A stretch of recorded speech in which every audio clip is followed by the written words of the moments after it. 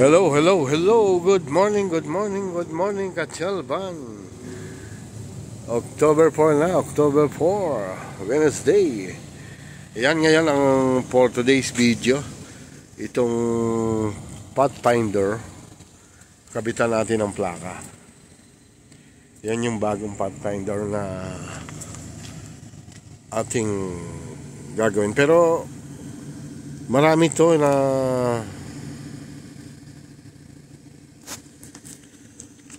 nakakabit na namin plaka, mga Fortuner, Hilux.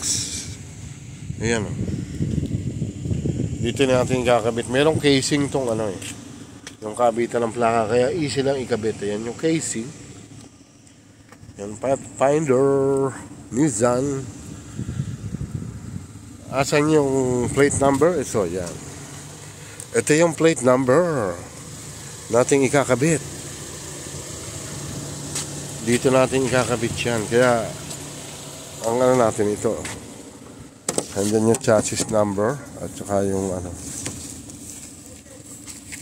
yan, for today's video, ito lang ang gawin natin. Pakita natin pag nakakabit na natin yung plaka. Ayan, nakikabit na natin.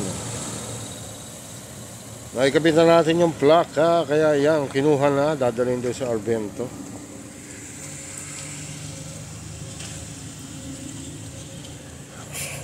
Ito pa yung ikakabit nating plaka. Ayan, ayun yung plate number namin na ikakabit.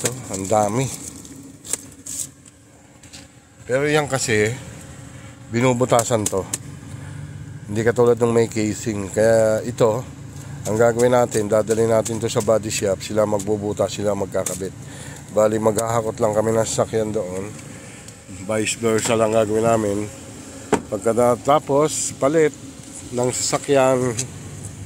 Yun ang for today's video natin. Yan. Good morning sa lahat ng nandito. Salamat for today's video natin, mga Kachalban. Bye bye. God bless us all.